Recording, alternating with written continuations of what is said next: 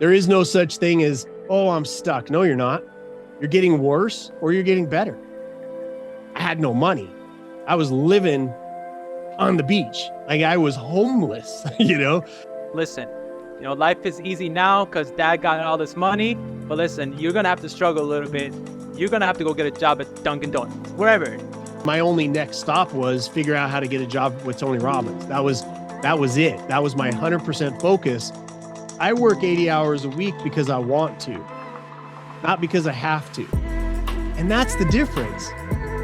I want to just come back to do your show just because these are great questions.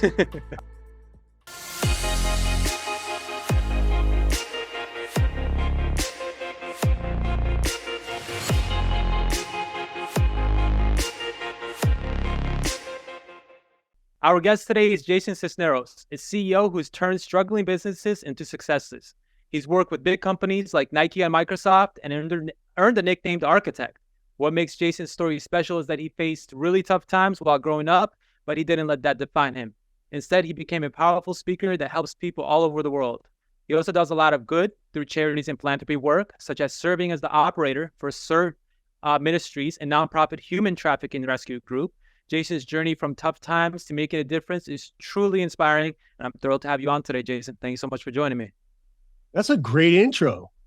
I might have to pay you to go around with me every once in a while. That's awesome. I'll give you the discount price. Yeah. Hey, copywriters, we got a new copywriter on the team. So glad to be talking with you, brother. Thank you for being here. And you were referred to me by one of my best buddies, and your show is important to what's going on. So thanks for having me. Of course. So, I was doing some research on you and your childhood and upbringing, and, everyone has a hard upbringing, but yours was truly an interesting upbringing. If I were to go back to high school and speak to your best buddy and your favorite teacher, and I was like, hey, who was Jason? What would they say? Wow. That's a new good. We got a new question. Copywriters, right? So it's, my best buddy in high school, what would they say? I'll tell you, I and my teacher, and my favorite teacher probably, I'll tell you that what they would say is that I had a lot of misdirected energy, and my story, you said mine's a little, it's crazy, but I think when you speak to so many people, I've been around the world now and spoken on lots of stages, been with millions of people, and I haven't ever run into somebody that came up to me and said, my childhood was perfect. That's true. Nobody. Yeah. Nobody. And even if it was perfect, because I do have friends that had really great families and really great upbringings. Well, at the end of the day, the common denominator is bad parents, good parents. Neither one of them can do your life for you. Right. And back then, I'll tell you what drove me was being the poor kid. I was surrounded by people that had more money. I got made fun of because of my clothes. I stood in line for government cheese with my mom, watched her using food stamps. And, back in the day where you had to literally pull those things out and it didn't look like a fancy credit card, but, and had a father, an adopted father that was, very abusive. And so what came out in me was anger at the time. And it was just misdirected, right? I didn't have the learnings. I didn't have the knowledge. I didn't have the understanding that I have now acquired through books, through mentors, through podcasts, right? Like imagine the wealth of information of the leaders that you've had in the seat on your show, right? And being able to get that stuff. So I didn't have that yet. So I think my best friend would say I was a protector even then, but it was out of anger. And I didn't like bullies then because my adopted father was one. And I would react. I was very, very good at fighting. My adopted father had been beating me up. And since I started stepping in front of my mom, since I was like 7, 8 years old. And so I could take a punch, and so, career in UFC. What's that? A career in UFC. Before they called it UFC, before they called it UFC. But no, he was into bad things. He was into drugs and whatnot. And I did what I knew. This is the message. It's not about me. It's about all of us watching this and listening to it, is that we do what we know until we figure out, right? Somebody said it's like a fortune cookie wisdom thing that I can't stand unless there's deeper wisdom underneath of it. But they say there's 2 times in your life that matter: when you're born and then when you figure out why, right? And so for me, and I think everybody watching, if you haven't made that second transition yet to understand why you're here, why you went through the things that you went through, I think that we're wandering still. And that's what I was doing. I did what I knew. I mean, my adopted father, and I knew it. I was very good at fighting, so I became a collector. I broke laws. I did things that were not, what was going to build a good future for me, my children, my grandchildren, all those things. I wasn't thinking about it. I was thinking about the moment. And so I think my best friend, who still is my best friend, would tell you that I was a protector even then. I was very angry. And I think my teachers would say the exact same thing. But that teacher taught me to fall in love with books and words, specifically words, and taught me how to write and to be able to tell stories, because she would see me come in and black eyes and broken noses and all that other kind of stuff. And she taught me that as I wrote, I could transport myself out of the situation that I was in. Not only that, but I could write stories that I could live into, right? I could create a new reality for myself and then behave as that character that I created to then eventually step into that role. And I think that we as a society have let words go by the wayside because we're caught up in the cat videos and the Instagrams and the social medias, and our 15-second time, our attention span kills deep thought. And I would say the greatest thing that anybody could do is just turn off the TV and pick up a book. Such a fact. And you said you loved writing. Did you keep a journal as a kid? Not necessarily a journal. I kept a series of stories that I would write. Mm-hmm. And it's interesting you asked that question, because the 3 journals that changed my life were my 3 business failures. Mm-hmm. As I was going through them, because I didn't know what to do, nobody would hire me. So I was like, I got to start a business, Yeah. And so, because I didn't graduate from high school, I didn't go to college, I didn't do any of that stuff, but I did educate my mind through books to a place where I understood we live in the greatest country in the world to have this thing called independent access to capital, right? People don't realize that your freedoms, we talk about First Amendment, Second Amendment, we watch the shows with Braveheart in them. We watch that kind of thing and we celebrate those heroes, as we should.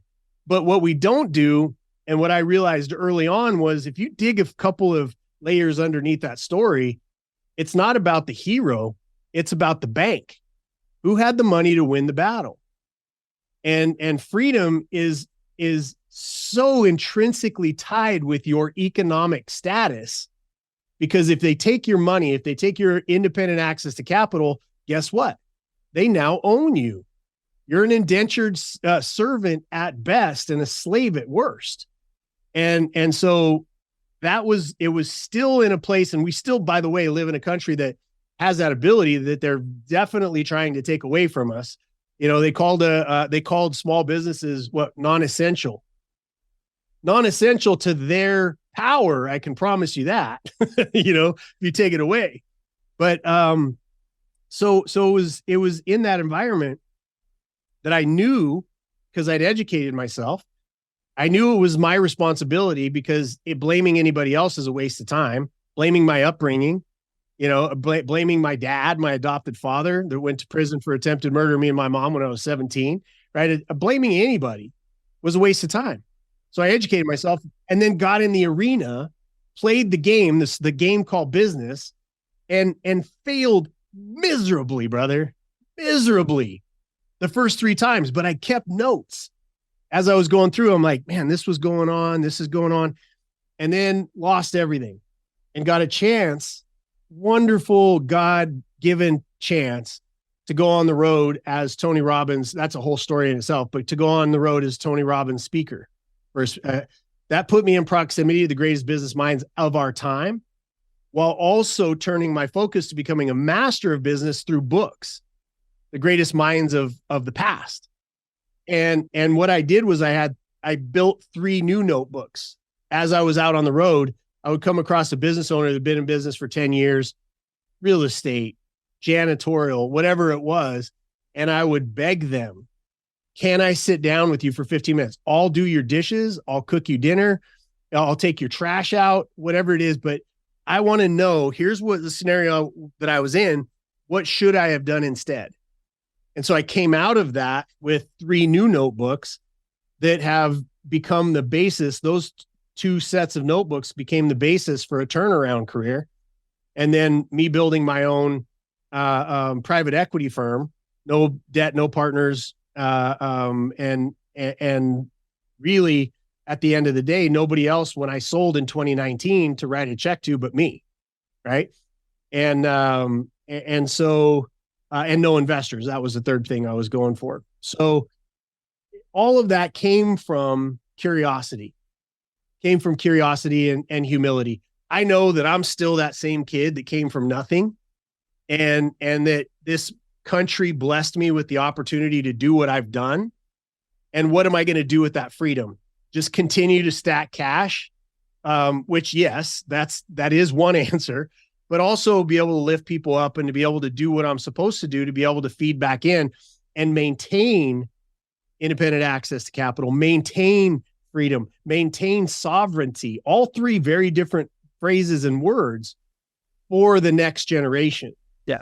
And all of that came from reading, I guess, is to, go back loop it back to where we started on the question. And you talk about stacking cash. So a lot of people, when you ask them, how do you define success? What's your success?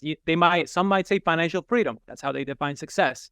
But we're in a day and age where, getting financial freedom can take some shortcut. You take some shortcut, you get to financial freedom real quick. You post a TikTok video that gets 40, 50 million views.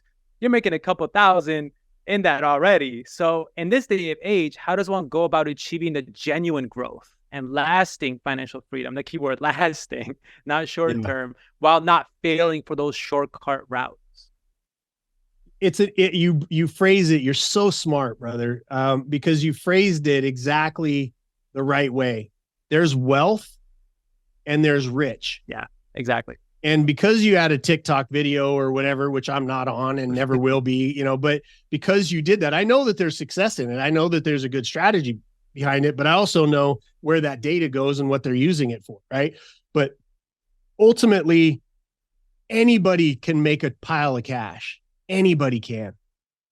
Wealth is different, right? Wealth is different. And forget all of that when it comes to money. It really comes down to what is freedom. It's choice, right? And freedom has so many different aspects to it. And you're talking about one leg of what holds up freedom, which is the economic impact. And the economic impact for you to be wealthy means that you have choice to do whatever you want with the rest of your life. And then ultimately your kids have the choice to do with what they want to do with their lives.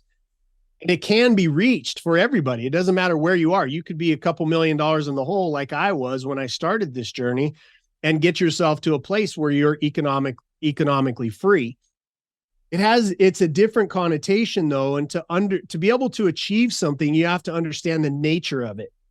And the nature of wealth, the nature of economic freedom is based in process, procedure, discipline, repeatability,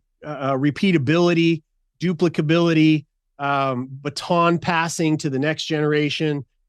It has all those aspects. So what I did, it's interesting that you asked that question, because what I did was when I sold my businesses, I thought I was going to do rescues of kids.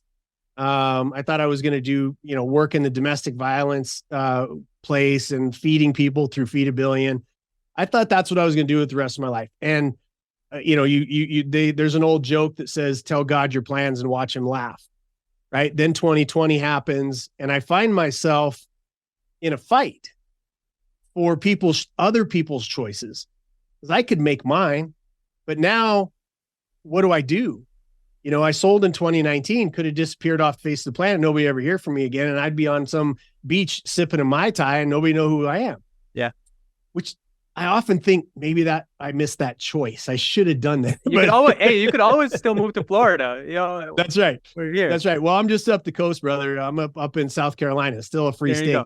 But the point is that what called me back was a moment that I think we all get into, which is, what are you going to do with this? How much more do you need? And so I started understanding, and I've been on the road. I've been with General Flynn and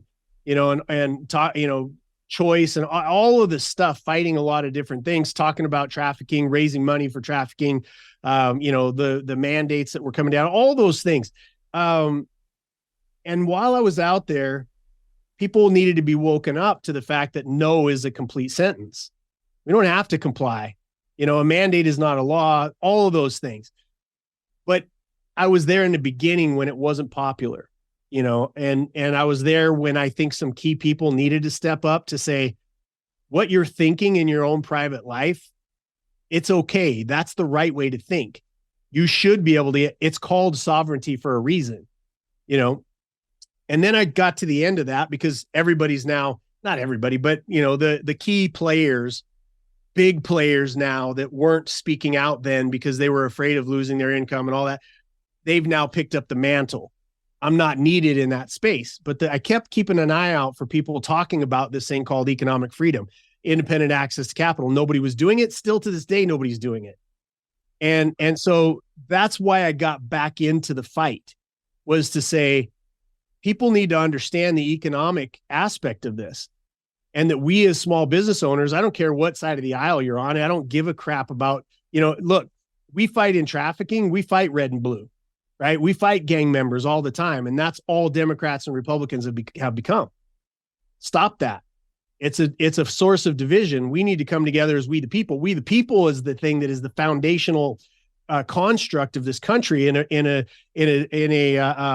constitutional republic. It's not a democracy. It's a constitutional republic. And what that does is it protects my rights in my castle for me to do whatever the hell I want to, and for you in your castle to do whatever the hell you want to. What it doesn't give me the right to do is cross your moat, come into your castle and tell you how to live. And so, but if we lose that, then we now have lost the fight for generations, for our kids and for our grandkids and for ourselves in the near future. So I came back out and I've been really focused in on small business, mid-sized companies, helping in that arena. I have people that use my consulting company's Anton Jae. I'm the chairman of it. I've got an amazing team that runs it, but ultimately it's to let people know, if you own a business, do better. Do business with other small businesses. Pay a little more, wait a little longer, stop sending money to Amazon. Stop feeding Facebook with your data. We might be on Facebook with your show, but ultimately you understand what I'm saying. Like, X, which used to be Twitter, now is a great freedom platform. There's other places to go. There's other places to post your stuff. And we're all finding each other. We're all finding each other.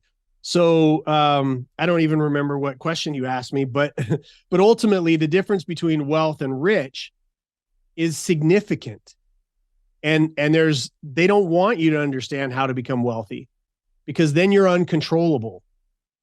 And I do nothing all day long but talk about wealth, right? I mean, we spent probably 20 minutes talking at the beginning of this because I want to understand what it is that you're trying to do, because I already know your heart. I already know who you were referred to me by. I know where you came from. I know this stuff that you know about the country that you did come from. And I know that you don't want that for this country, nor for your kids, nor for your grandkids. But first, you got to get strong. And so however I can help you do that, I'm going to do. I appreciate it. And that's the fight that I find myself in. So understanding wealth and rich, massive component to understanding. For sure. And you've alluded to a lot of business that you started from the beginning, and your turning point from dealing drugs as when you were a kid. In previous podcasts you've mentioned that turning point was when you got stabbed and when your son was born. Yeah. So let's talk about They both happened in the same week. Crazy. Good thing you weren't the one giving birth. Yes, that's right. Thank God. Yeah. Thank God. So back then, men couldn't have babies. So let's talk about that first business. What was the first business? Yeah, it was a floor covering company, and it was so let's take a step back, right? Because Okay. it was an important turning point. Okay. My son was born. I was doing, that's when I was in my criminal phase of my life, and I was leaving the group. I'll call it a group instead of a gang, but I was leaving that lifestyle, and it was the last night. And it was an interesting thing because when I would get locked in my room, when my face was repairing itself, my grandmother always made sure I had a Bible, and I wasn't a religious person at all, but it was a series of stories. And I've got a scar across my chest where I got stabbed. And it was as the knife went into my chest, I was thinking to myself about my son. I'm like, the Bible verse popped in that was the sins of the father are born onto the children. And I was like, if I survive this, I'm done. I don't know what I'm going to do, which is what a lot of your viewers, they're like, okay, I get it, Jason. It's wealth is different than rich, but how do I get there? And what do I do next? And I had no idea. Only thing I knew was to go be legit, stop breaking the law, doing all those things. And that led to the decision. Number one, my first job after that was peeling logs for like $6 an hour, hand peeling logs for log cabins. Second job that got a huge raise to $8.50 an hour, 3 levels deep underneath of a mine, mucking out, the sump at the bottom. And then going, okay, well, I don't have a degree. I don't have I didn't graduate from high school. I got to learn a trade.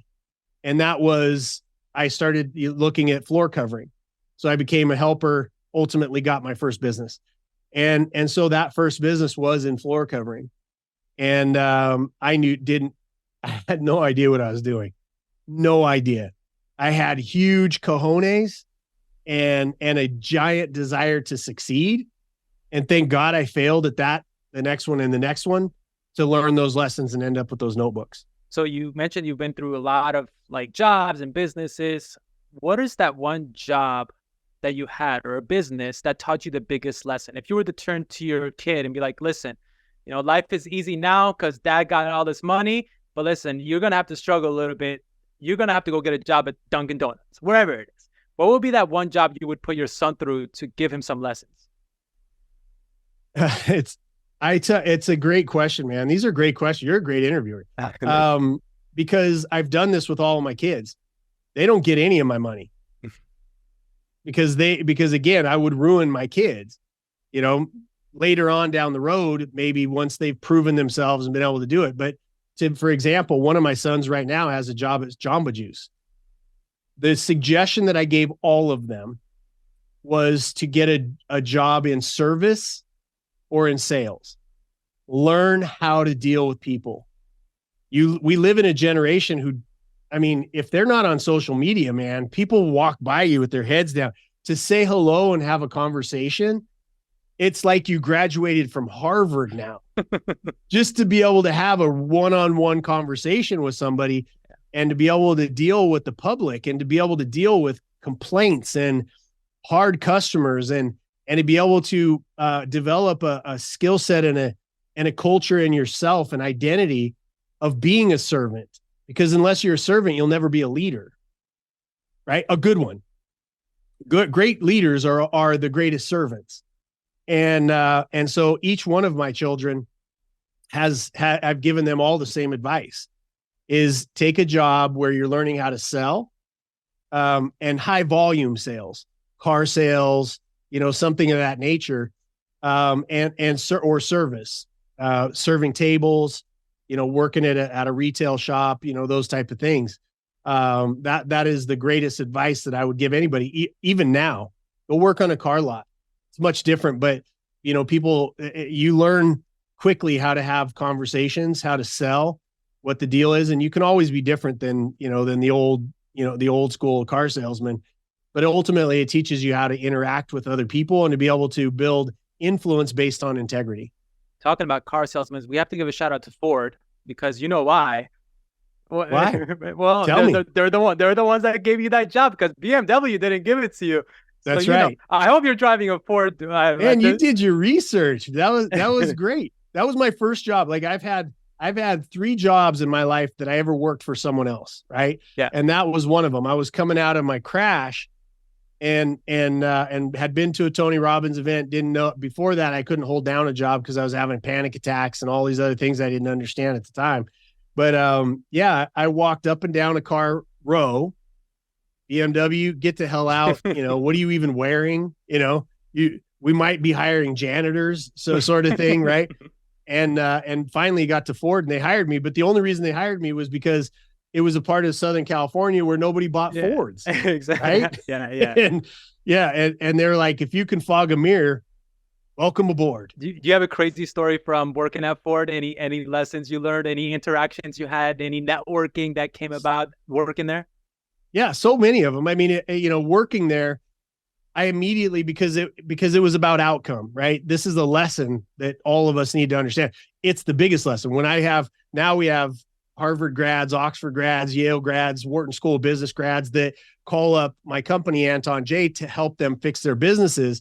But I would say that back, it came from, the reason is not necessarily I do know what to do to fix businesses, but almost more importantly is I know what not to do because of those first 3 notebooks. And so when I went to work there, I set the objective. I knew what I wanted to do. I wanted to go to work for Tony Robbins. I wanted to get out there and work for him, but I had no money. I was living on the beach. Like I was homeless, And so the greatest thing that happened was I applied myself to be the greatest salesperson there, broke records, did all those things. And while I was doing that, my reputation got out in the car world. And I had a guy approach me and say, hey, are you tired of, walking this lot? I'm doing some stuff at internet sales. And at the time, nobody understood what that meant. Selling cars on the internet. It was basically, somebody back in the fleet department got given a computer, right? And so that led me into that, and then building a big business that ultimately sold to another big company for a big company in the car world. So that was what happened. And then I went to work for Tony, right? After all that happened. But it's making the right decisions has a trajectory. There is no such thing as, oh, I'm stuck. No, you're not. You're getting worse or you're getting better. There is no stuck.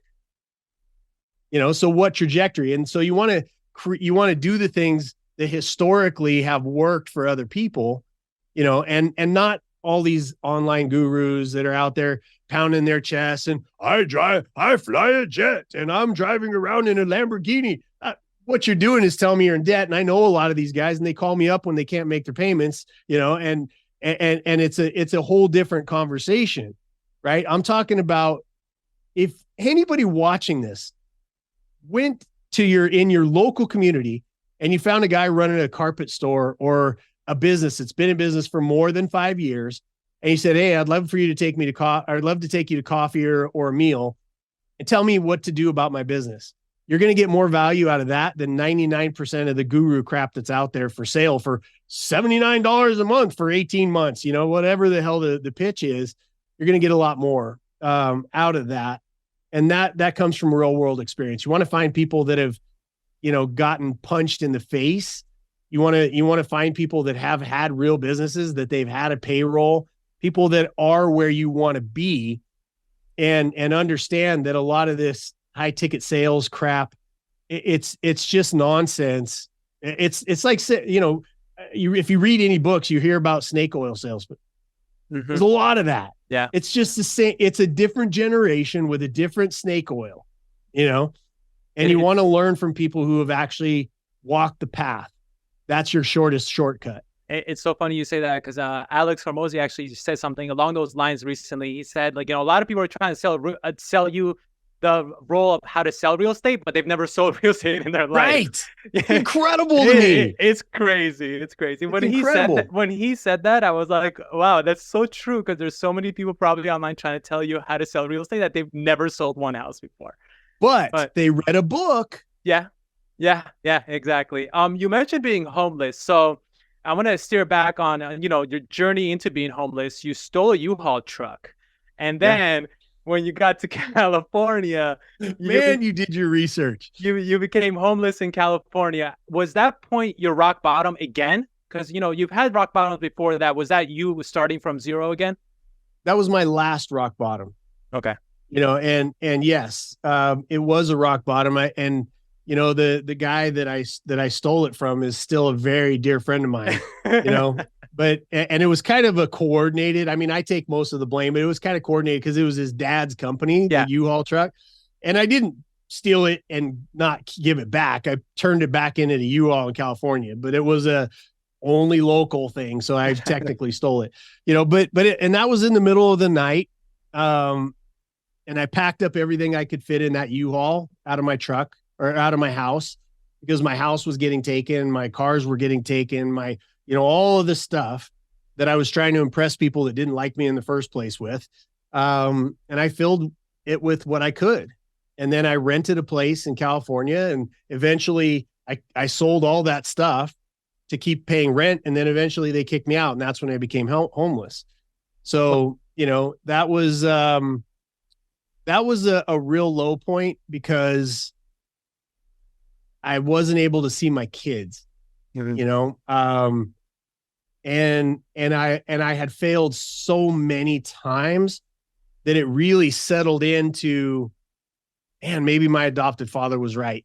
Maybe I'm a loser, right? It was to the point where I thought I would be more valuable to my family dead. And it was a place of real darkness.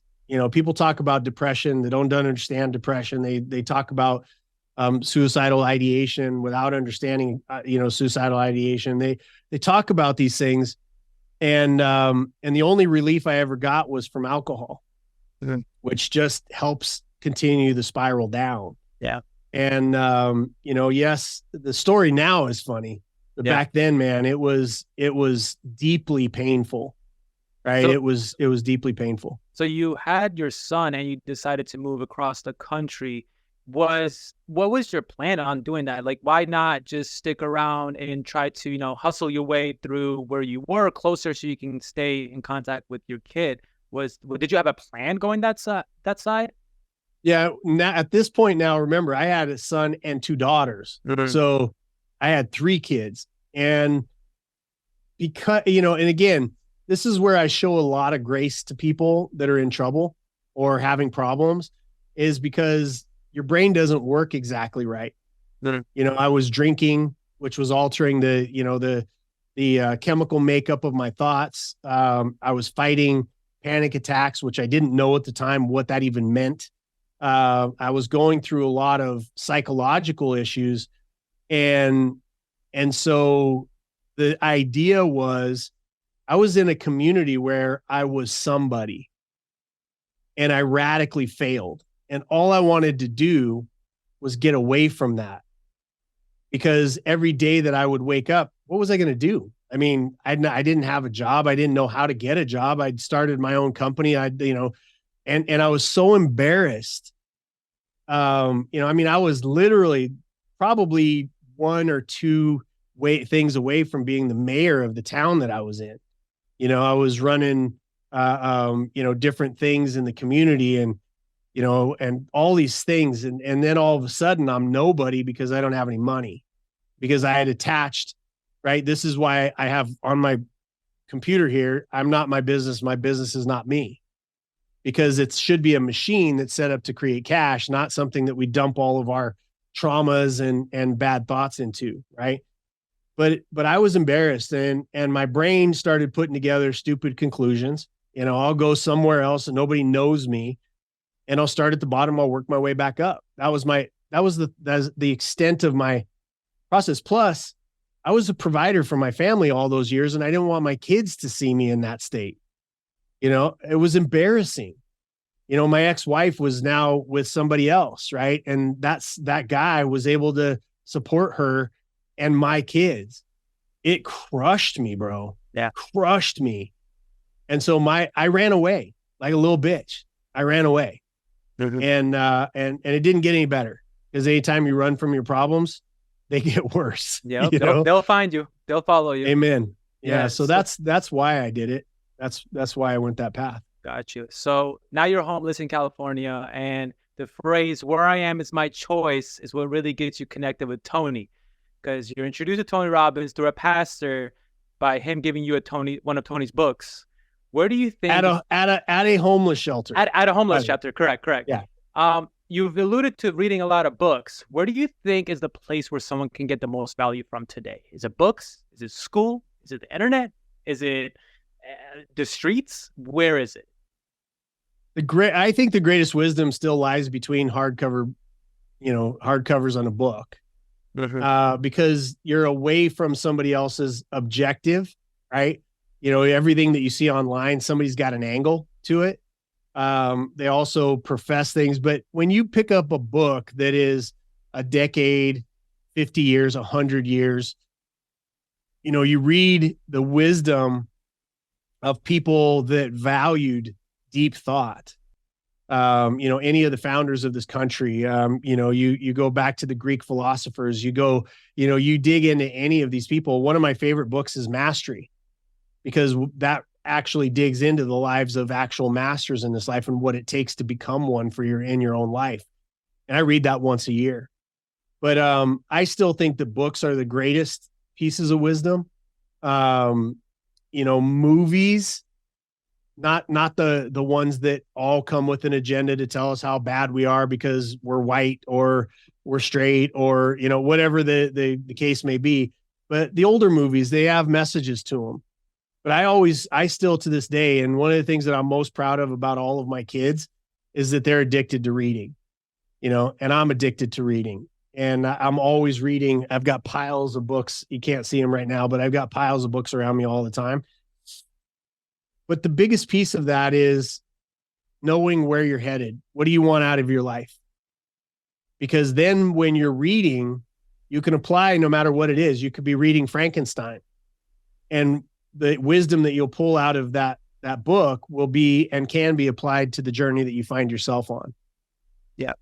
So business, right? You've been through a lot, and there's some backstabbers in business. You eventually deal with them at some point. No business is going to become multi-million business or even a successful business without dealing with those type of people. You've dealt with them too. Because you mentioned the concept, some people make their money by taking advantage of people that don't have as much power as they do. Yeah. You're going to come across these people. How do you prepare yourself to deal with them? Because sometimes you're working for them, or sometimes they might be coming from a third party. And it's kind of hard to deal with a boss that's taking advantage of you and you're trying to work your way up to become something. Yeah. Man, your questions are really good. I would say, when you're thinking about, when you're navigating that world, anytime that you're working for somebody else, you made a choice.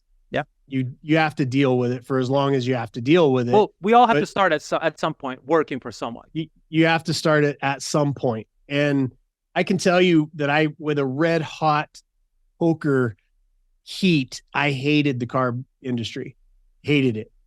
I hated the concept. I hated how they did business. I hated all of it. But I worked in it, and I worked for some real idiots. Real idiots. But I always picked up two things: what not to do and how this job was funding my future, right? What was I going to do with it?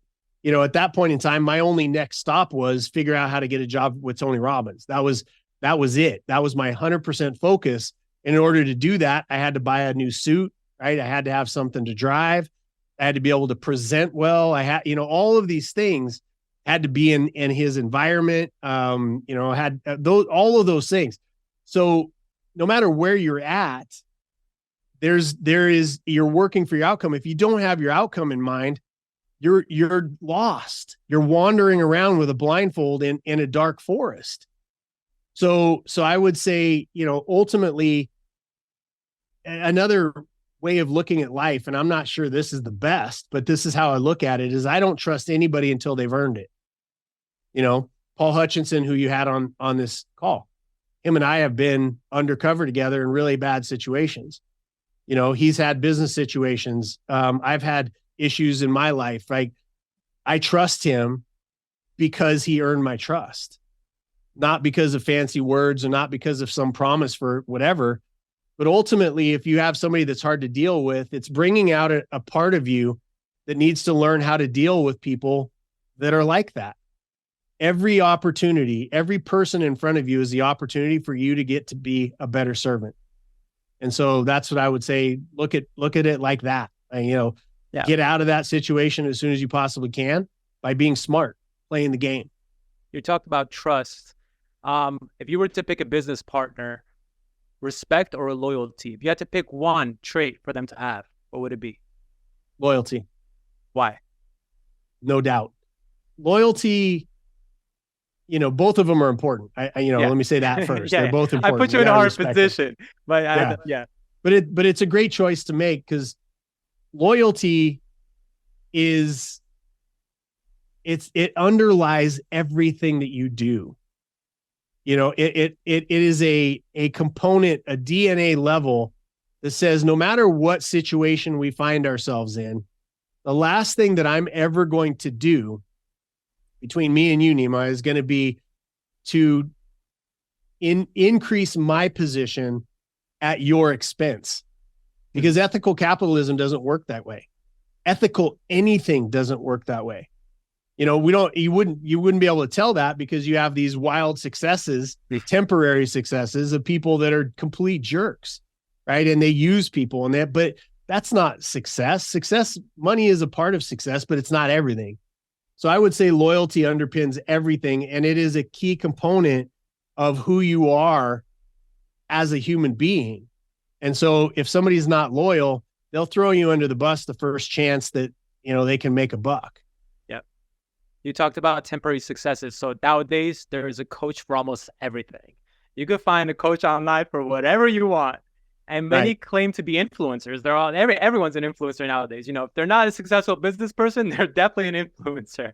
Right. How has the landscape of coaching and influencing shaped this generation, in your opinion? Do you think people are making more mistakes in the way they're approaching entrepreneurship? Because I feel like that word is just thrown out like every day now. Everyone is an entrepreneur, But how has this landscape of these coaches influencing, motivating, we talked about motivating, the fake motivators, how has that shaped this generation, and what impact do you think it's having? Again, there's two words that I operate off of: selfish or selfless. And so being an influencer, calling yourself an influencer, there's this woman on Instagram, and I use her as an example. I'm not going to name names, but 13 million followers, and talk about a vapid, empty vessel that adds no value to anybody, that bought positions on magazines, that bought all of these other things. Yeah. It's because the attitude is either selfish or selfless. Success in life will never, ever be achieved when you're being selfish. And it will always be achieved if you are a selfless person. There's some great coaches in the world, right? The Paul Blanchards of the world, there are some great coaches, but there's a phrase called due diligence.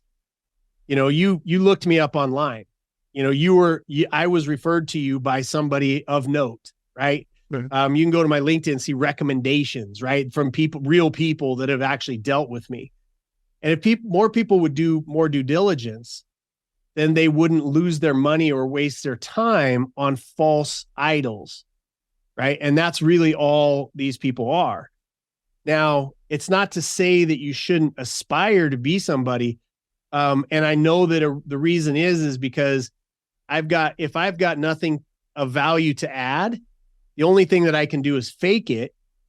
And there's a lot of opportunity for you to be able to fake success these days. Like I said, I get calls from people that their names. They're like, "Hey, Jason, I'm screwed. Lamborghini's going to go back, blah, blah, blah. Can I borrow some money?" Right? There's a lot of that goes on. There's a lot of people that run around. And so due diligence is not necessarily what they drive, where they live, how they fly, all those other kind of things. It's asking someone that they've helped. Did what you get from them help you? And that could be somebody that really doesn't have a bunch of experience, but did learn a process, and actually cares about their outcomes, and they got somebody else success, which is going to be their joy, their physical body, their relationships, or their money, right? Those areas. And if they really did get somebody those outcomes, then that's somebody you should listen to. How it's affected it's a much deeper question of what's affected our generation, but our generation we're not deep, especially Americans. We take things for granted. We think that talk about privilege, right? I mean, American privilege is a thing. I don't care what color you are. I don't care if you're what sexual what gender you are, I don't care about any of that. If you're born in this country, you have privilege. Yeah. And with privilege comes responsibility. And that's the piece that this generation is missing. Our responsibility to sacrifice for the betterment of our community.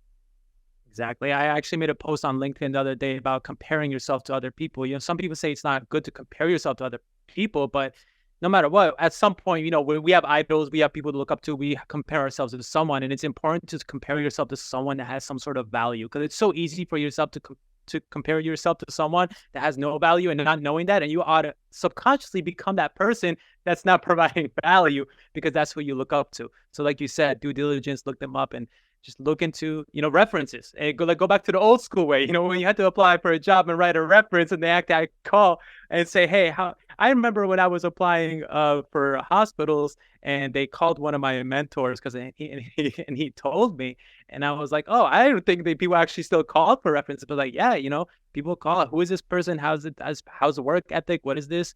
So you should do that same thing, and I think we should tell our kids to do those things, because that's what I'm most worried about, is the kids looking up to these people that are influencing them looking up to them, and not really knowing who they're looking up to. It's a great, and comparison. I love the fact that you use the word. We should compare ourselves to no one. Yeah. Except for who we were yesterday and where we are in our journey to who we want to become. What you're talking about is modeling. Yes. Right. And modeling is you find somebody that you've done some due diligence on, that you want their outcomes. They're in a great marriage, they're fit, or they've got their money situation, they're great business owners, whatever it is. Then you don't even compare yourself to them. What you do is you get the wisdom, the knowledge, and you apply that to yourself, and you say, okay, because everybody, it doesn't matter where, this is something that pisses a lot of people off these days, is you are where you are based on your best thinking. Yes. And I know that. And so I want to have, that's why I've had Keith Cunningham, who's the Rich Dad and the Rich Dad Poor Dad books. That's why I've had him as a mentor. That's why I had Tony Robbins as a mentor on the psychology place, Keith Cunningham on the business side. Why I've had, Paul Blanchard on the knowing myself sort of as a coach, right? There is a coach for everything, and there's specialists in those fields, right? So if that's the case, then you got to do a little due diligence and extract the wisdom and apply it in your own life, and compare yourself in that continuum. Was I yesterday, and am I doing something different today? Yeah. Because our beliefs, a lot of things that we walk around with, man, I'm embarrassed about some of my early year beliefs. Embarrassed about how I used to believe. And that drove my behaviors, which drove my results. Yeah. And so if we can get in and understand that we got to know what we want out of our life, and then model people that we can get in proximity to, I've paid big bucks to be in proximity to great people, and worth every penny of it. The exit that I had back in 2019, every penny of that was me paying to be in proximity to people who knew things that I didn't know. Yeah. Talking about great people, you've talked about Tony, and how you wanted to work for Tony. When you moved to California, you wanted to work for Tony. So your first gig with Tony was a public speaking gig, which you definitely didn't want to take, and it came out of nowhere. You go for the auditions, you forget the script, and you just go from the heart. I want to dive into this. I want to dissect into it. Do you remember this exact response once you finished? So you were there, you did your speech. What was the response from the people? And was Tony one of the people that was sitting there looking? Okay. Yep. Tony, his VP of sales, every other person that was applying for the job. It was it was intense, and the idea was there was 2 jobs, right? There was 2 jobs available for at Tony's work. And one of them was indoor sales, which I didn't want to do. And then the speaking position, which I didn't want to do, so I was just waiting. I waited for months. I called and there was only 2 jobs that were open, and I waited for months for something else. And I didn't even know what it was, but something else to open up, because I was deathly afraid of public speaking, and I knew that the inside sales job was not going to pay me what I needed to pay, to be paid at the time.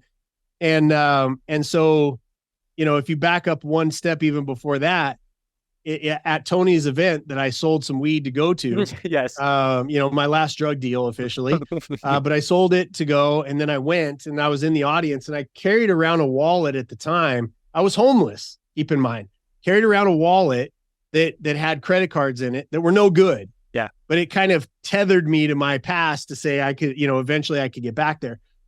And while I was there, they, back in the day, they had those swipers that just took the impression. They didn't charge it immediately like they do these days. And so I wanted to meet Tony, and they were like, if you sign up for Mastery University, blah, blah, blah, it's $12,000. It might have well have been $3 million, because I didn't have 2 nickels. In fact, I remember how much money I had walking out of there, because that's how I bought my shitty pants and shitty shirt to go get a job with. Right. And so I got a chance to meet Tony on stage by giving that empty credit card for Mastery University. Then you forward that to where they kept calling because they're like, hey, your credit card's not working. It's because I didn't have the money, bro. Like, that's why. And so that turned into me going to buy, eventually being able to afford Mastery University. And one of them was called Life Mastery. And it was in Vieques, Puerto Rico, run by Lauren LaHave now. Back then, she went by a different last name. She was running it.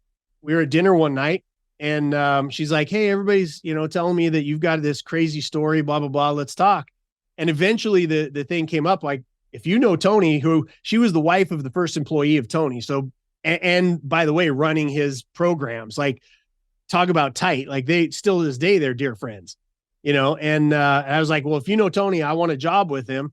So she picked up the phone and was like, yo, Tony, blah, blah, blah, what do you got? And so she covered the phone, and she said, all right, so this date, 2 weeks from now, you're going to be interviewing for this position. And I'm like, and it was the speaker position. And I'm like waving her off. No, not that one. And she looked me dead in the eyes. I can fight, I'm a dangerous dude. And she looked me in the eyes and she said, stop being a pussy, Jason. Do you want the job or not? And it fired up it just was the exact right fire that I need. Lauren is a dear friend of mine still to this day. I owe all of my success to that one statement, right? As her looking me in the eyes, loving me more than I love myself, and believing in me more. And it went from that to me going, and I was puking. I was sick, because there's this thick ass script that you had to learn. And I was just sick, and I had this shitty green suit that was, and I walk into the interview, and you've got people there, that like Wesley Gu, right? Wesley Gu acted across from in the show ER, acted across from what's the guy's name at ER? I have no idea. Anyway, one of the best looking guys on the face of the planet. Wesley's great looking, like, and these people, they had custom suits, and, and they were up there and they were hitting their points and they were knocking it down, and they were like, oh my God. And they're the type of people that could create a tear out of nowhere. Right. And I'm in the back seat near the door going, what am I doing here? Right. What am I doing in this room?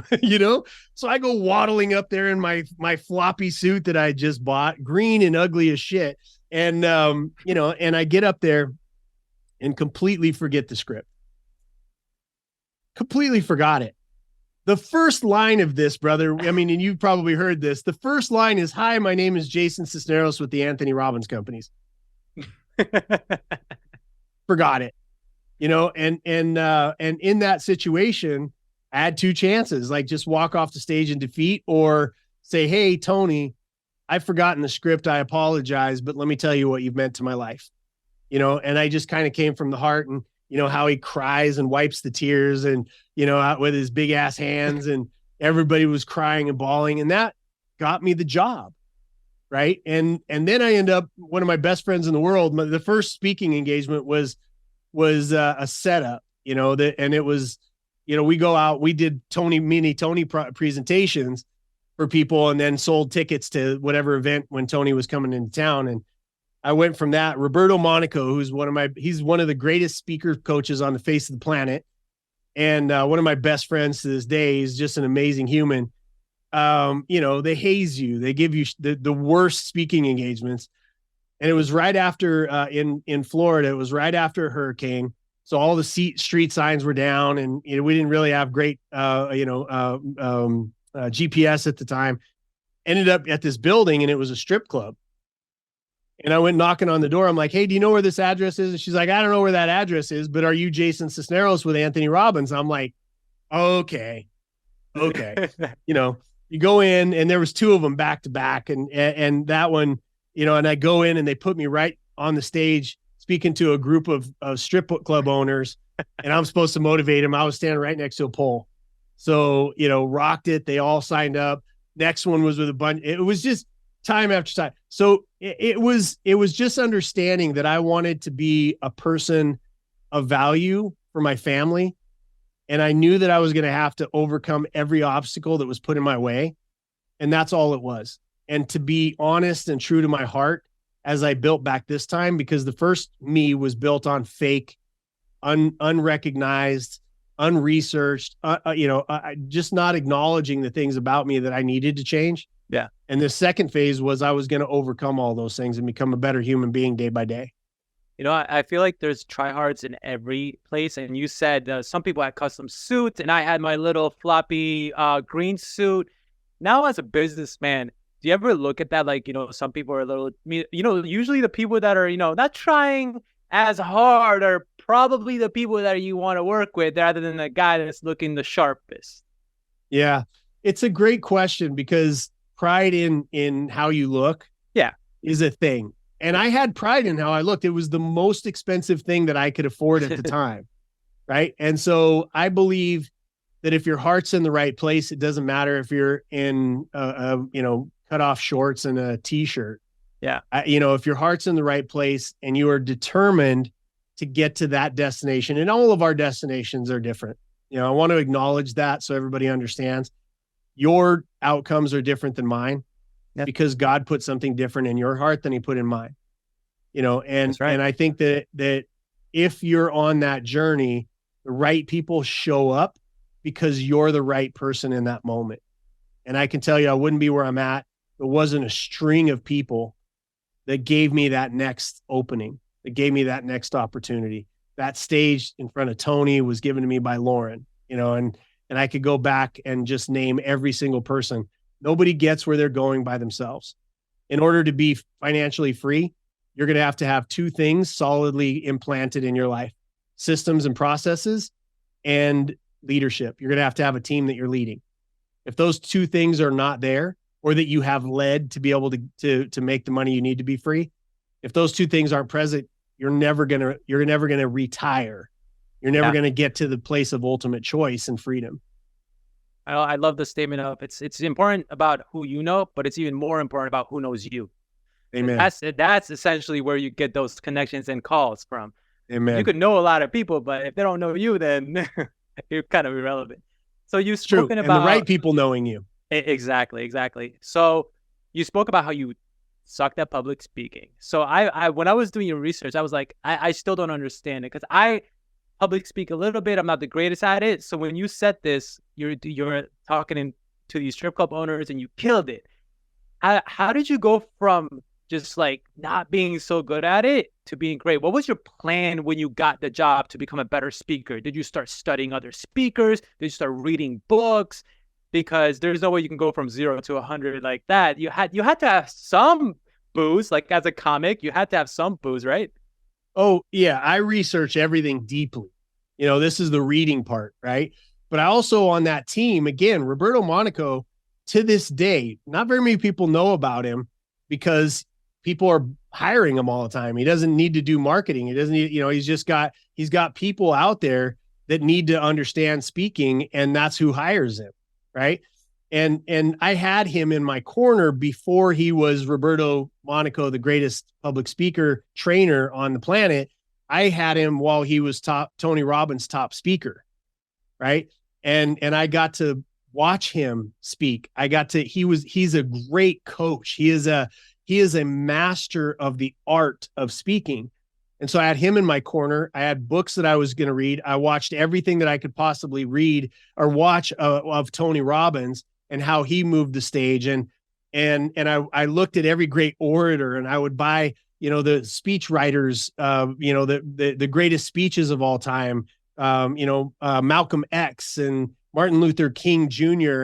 and all of these people. And I will tell you this, because the quality of my ability to speak was terrible. But the thing that I learned in speaking and forgetting the speech that I had in front of me was to be authentic. And if you know somebody, so there's this thing that I say a lot these days, which is, if you need to fall in love with the outcome of your client, right? With what your business that you're growing, don't fall in love with your product, because you will fail miserably. Fall in love with that person who's going to use your product. Fall in love with what they're trying to get from you. And I understood more than anybody the impact of Tony talking from that stage to me, changing an entire prerogative or perspective on life, and what that meant to me, homeless to, starting my pathway back. And if anybody watching this, if you just got in touch with and forgot about the fact that you're going up there and people are going to be judging you because they don't care.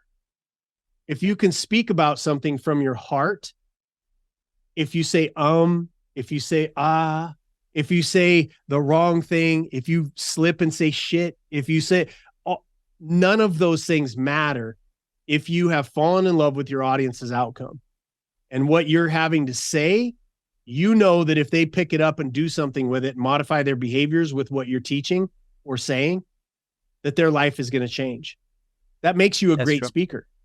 If you step up tomorrow, if somebody knew a subject, let's say somebody rode bikes for a living, and they came off of doing some tour and they won it or whatever, and they just got on stage and said, here's how I did it. They're a great speaker.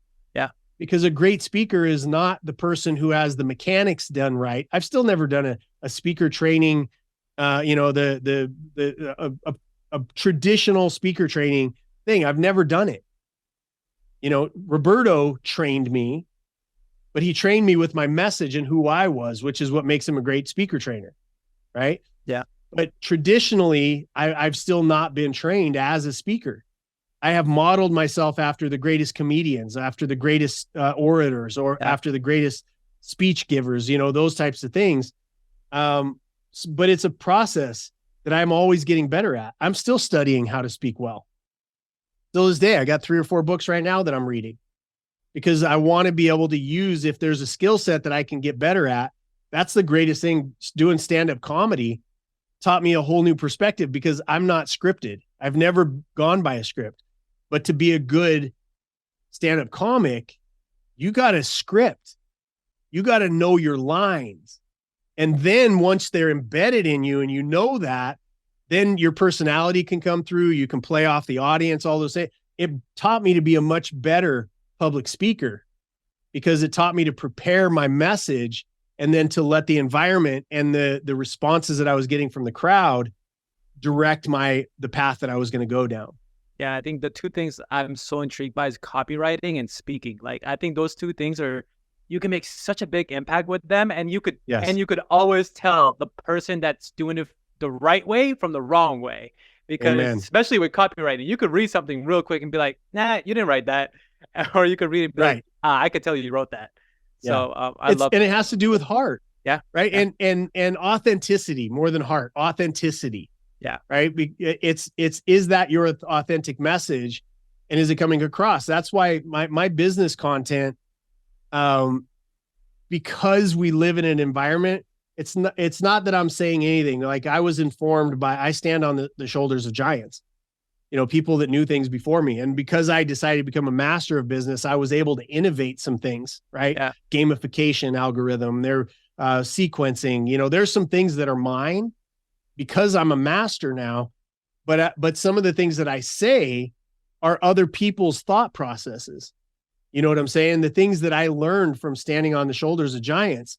And when that's why my business content, even the short clips that are out there, stand apart, because they're real advice from somebody who got his ass kicked and then learned, and then now has become someone who trains other people, right? It's real stuff that you can apply immediately. And that's really what I would say as advice, is just be authentic to who you are. Don't try to be somebody you're not, and always fall in love with your audience before you fall in love with your outcome. So true and powerful. I think nowadays people that are usually the people that look back in their life and they regret things are the people that are in comfortable stages in their life now, but a little bit miserable. The person that goes to work, gets that paycheck, is happy, providing for the family, but they're miserable.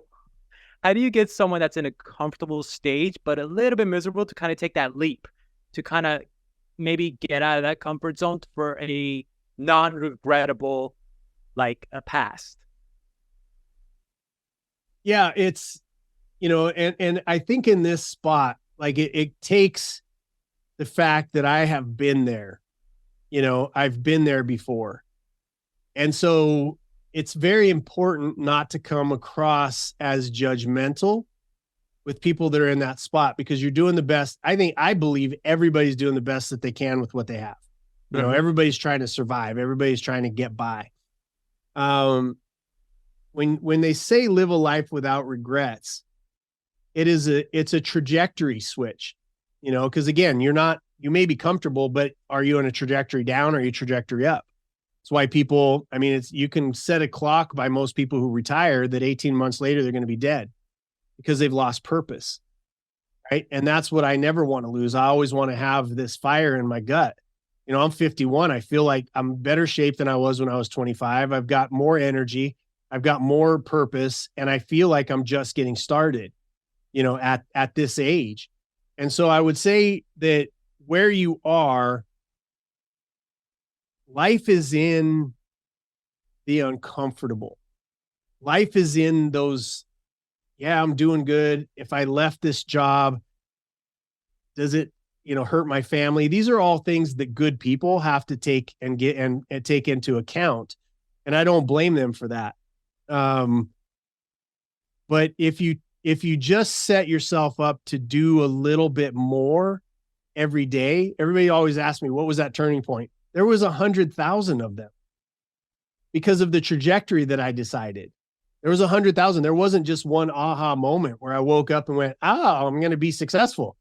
It was moment after moment, because even in those moments, you start to understand, you start to redefine failure, because most people are trying to avoid failure. I seek it out as often as I can, but I want, there's in sniper shooting, there's a saying, aim small, miss small.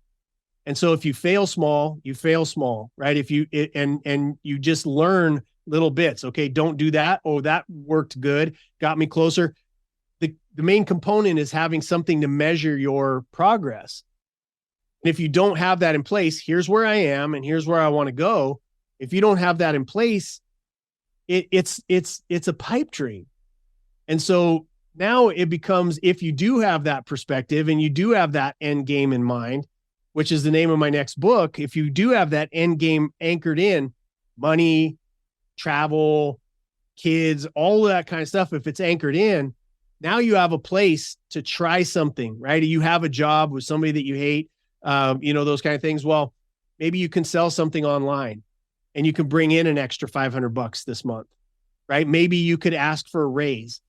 Maybe you could start putting money back because you're going to leave and become the biggest competitor to the asshole that you work for right now, right? It's that end game getting solidified that's going to help you make smaller risks, especially, if you have a family to support. I couldn't support my family. It was embarrassing. Yeah. I don't wish that on anybody. I don't think anybody should just throw it all away and, roll it all on 7. That's some dumb advice. Yeah. Working hard nowadays, I think the word is thrown out a lot. Some people think they're working hard, but they're really not. And some people just are not working hard. How do you measure working hard yourself when you're looking at either, whether it be your kids or your employees? How do you measure working hard? Yeah, I believe that there's a lot of pride, and there's pride, good pride, bad pride. So I'm talking about the good pride for a second, right? There's good pride in a job well done, right? And working hard is something that you should be proud of. And there's a phrase I love from Keith Cunningham. He said, "Jason, you might be running really hard in the wrong direction, son." And I think about that. I think about him saying that a lot because I've done some adventure racing, and the very first thing you have to do in adventure racing is figure out where the hell you are. Yeah. Before you can ever figure out where you're going. And so, if we look at what we're doing, I think most people, especially people that are watching your show, they're investing in the time to watch this show. I think they're working hard. I think a lot of us, we know the concept of working hard. And that's why, there was a hashtag that came out that was assigned to me many, many years ago called the right hard work. And the right hard work is only when it's attached to measurement, right? There's a theme here. That measurement is to your end game. So, you're working hard. Nobody has a problem working hard if you're getting the objective. A lot of people have a hard time working hard and getting further away from their objective, right? So it tweaks those dials. It's like the domino effect. I like to hit one domino that knocks over many. Yeah. And knowing and understanding what your objective is knows that now I'm working hard. I know it's knocking down dominoes that I don't have to think about in the future. If one of your employees turned to you tomorrow and said, "Jason, how do I become a millionaire?" what would be your response to them? I want to just come back to do your show just because these are great questions. I wouldn't, I'll refer back to one of my favorite interviews, and it was Elon Musk, and Elon Musk, nobody caught it. Like, I even followed on Twitter. I was like, did everybody catch that? Because it's what I preach, right? Which is that no matter how much money you have, no matter how much the outside world looks at you, most people are prisoners to their business. And so he was being interviewed, and this guy was at the end of the interview, and he said, there's a lot of aspiring entrepreneurs that want to become as successful as you. What advice would you give us? And, that interviewer was as good as you are. Like, you guys are neck and neck. And he said, he stopped and he thought, because he doesn't give political speeches, he thinks about it. And he said, you know what? I wouldn't suggest this shit for anybody. Right. Which at that moment flashed in my head. Oh, Elon Musk is a prisoner.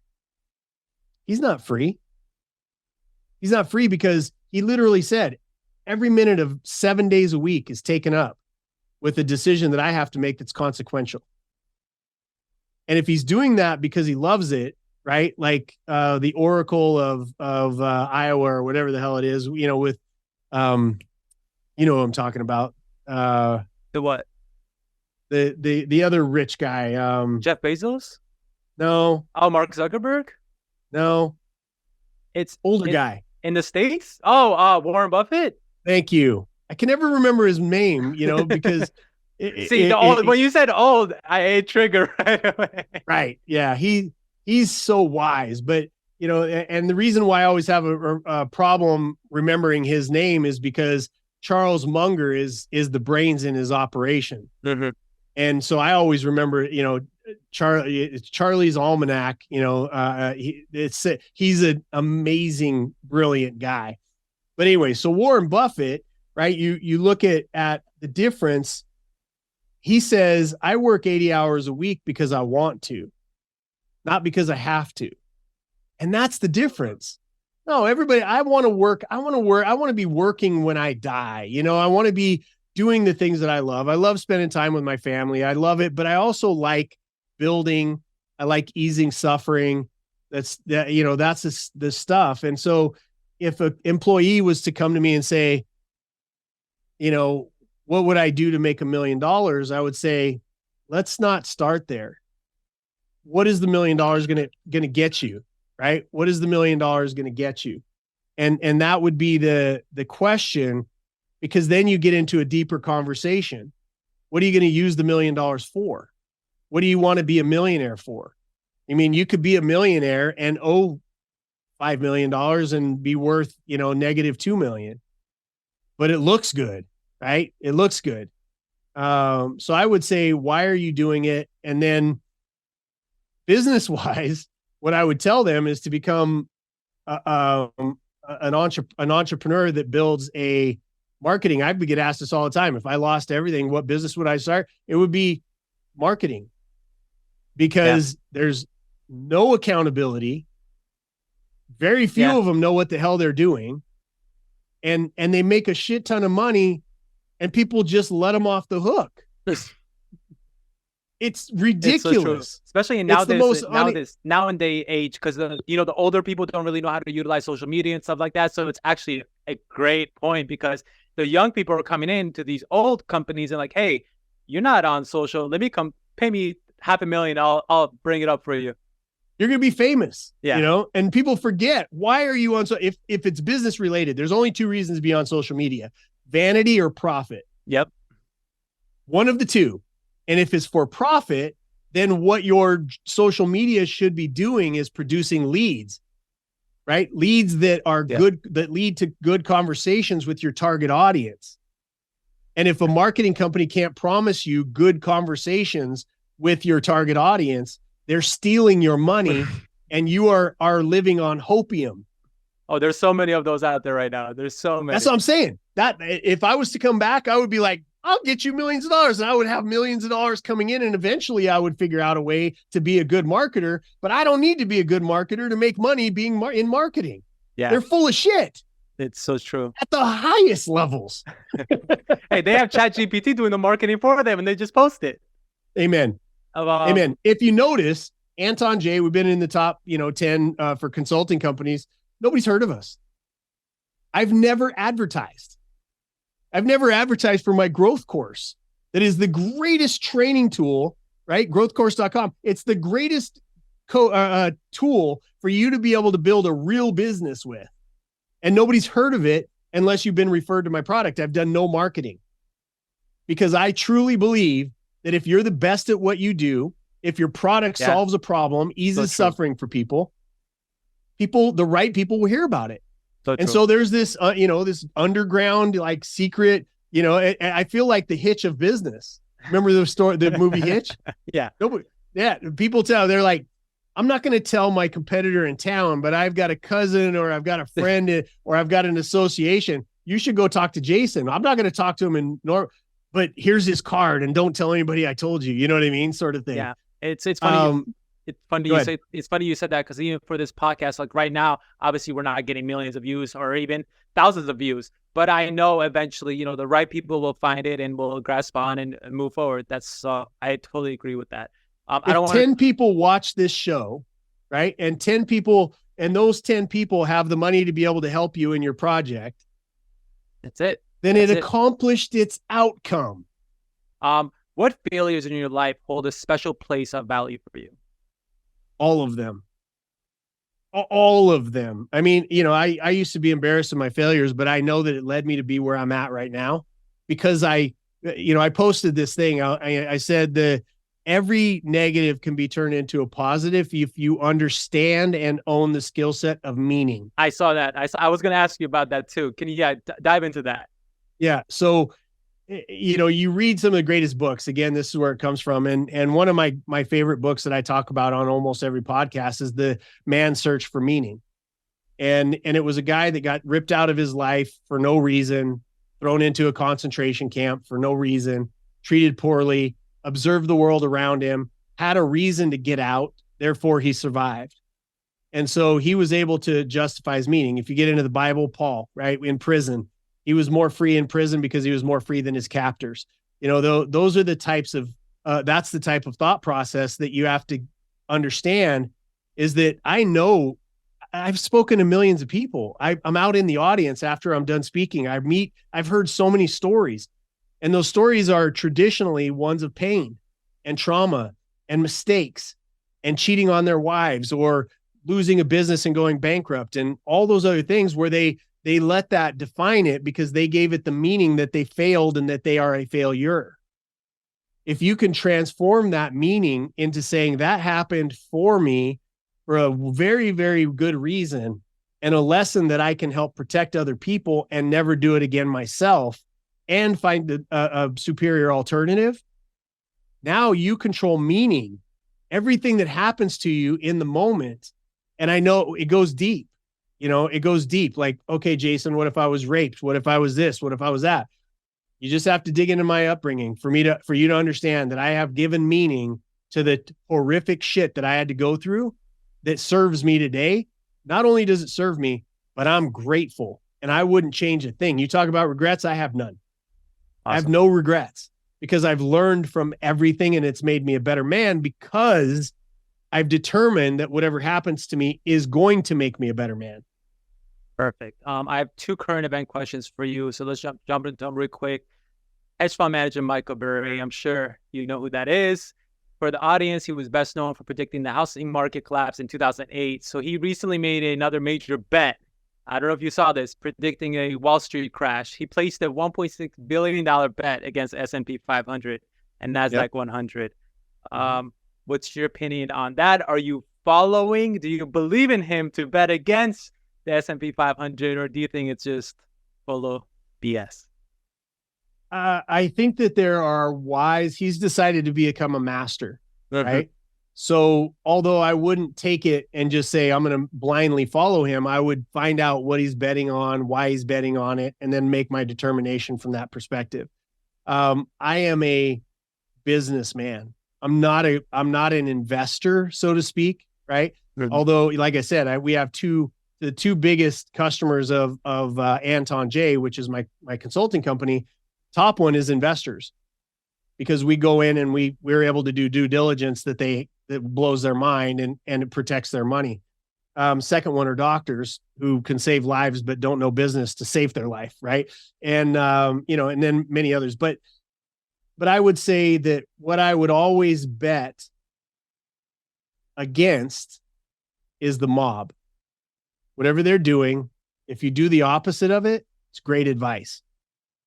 And you live in a world of overabundance. Anytime that you're getting business advice from your, no offense, to Starbucks folks, but if you're getting advice from them or your housekeeper, you had housekeepers quitting their jobs because they own 4 companies or four homes back in the crash, right?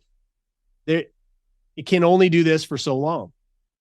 There's going to be a downside and then there's going to be a recovery, but there's ways to weather all of that if you have and are operating your business on principles. So I would say that he's very, very correct. Okay. In where we're going. And that crisis doesn't have to hit you like it hits everybody else.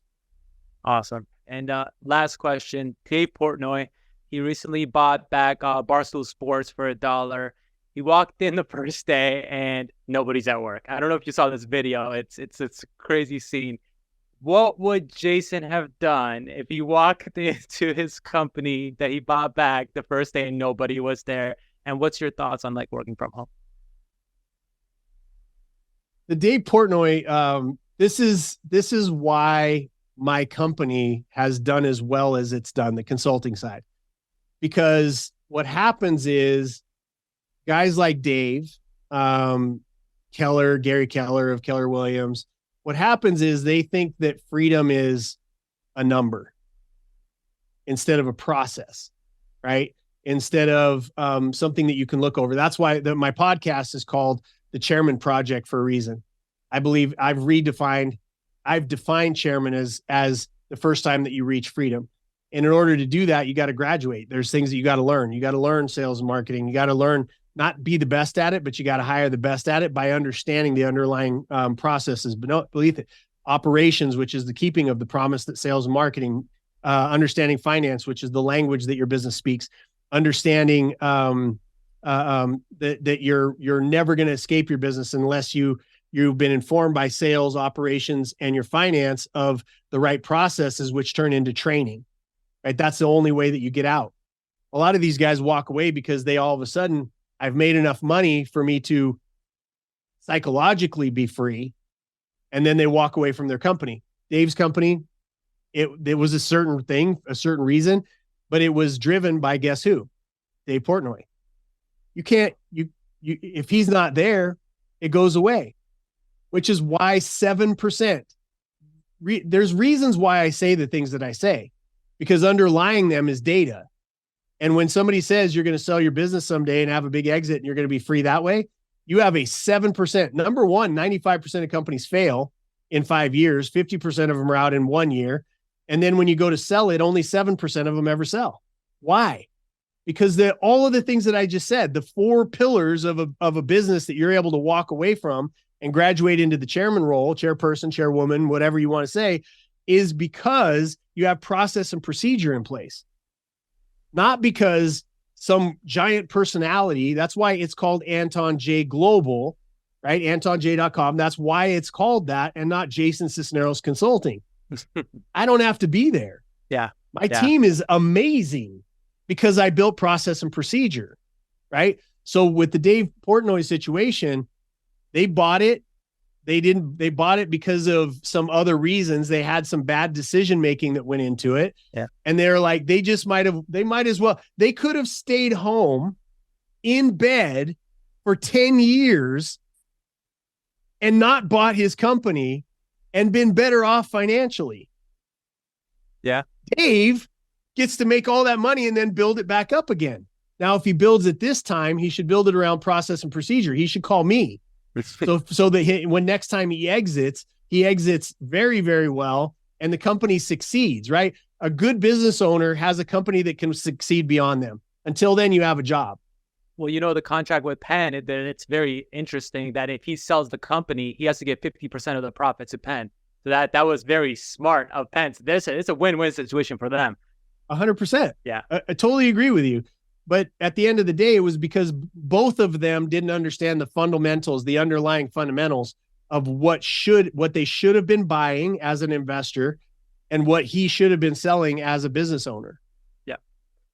Jason, I could speak for another 3 hours, but I'm sure you have much more important things to do than to speak with me. No, I'm always present, brother. If there was something more important to be doing, I would be doing it. Being with you and being present and offering value to your audience. I'm here. I'm present. That's another takeaway. Whatever you're doing, be in it. Yeah. You're not only offering value to the audience, it's also for me. That's another reason why I started the podcast, because I think I learn a lot from interviewing individuals like yourself. So I appreciate you taking the time to sit down with me. I'll leave it last words. I know you mentioned a couple of the websites. If you want to mention those again, so people can go visit them, and if they need any help with their businesses, Dave is watching. You never know, internet, who's watching. They can always reach out. Our last words are for you. Yeah, JasonSisneros.com. It's behind me. That's why I put it behind me so people could know how to spell it. But it's JasonSisneros.com. That's the best place to go. LinkedIn, if you want to find out about me or what we do as a company. Anton Jae, AntonJae.com for if you have a business and you want to reach out and get some help. But the biggest thing that I always want to leave people with is your end game. Understand that, spend some time in it. We've got some processes if you reach out to us that we can help with that process, but your end game has a number to it. It has a dollar amount to it, and you should be funneling money to that instead of looking good, buying a bigger house, getting yourself in deeper debt, being broke at a higher income. Sit down and spend the time. If you have a spouse, sit down with your wife or your husband, with your kids. What is our end game? What do we want to do as a family? What do I want to do as an individual? And then measure where your money and your excess goes in relation to that. And ultimately, it's always going to have some sort of service embedded in it. Whether it's rescuing kids or curing cancer, pets or veterans or whatever it is. We need you to be successful, and start doing business with your local community. You can do without a lot of the crap that you get from Amazon. Stop funding these people, or else we're just giving away our freedom. And to you, young man, keep doing what you're doing. I'm proud of you. The message that you bring, your strategy of bringing people that are leaders to sit in this seat. I honor it, and I'll come back anytime, and I'm here if you need anything. I appreciate it. Thank you, Jason, and thank you to everyone that tuned in.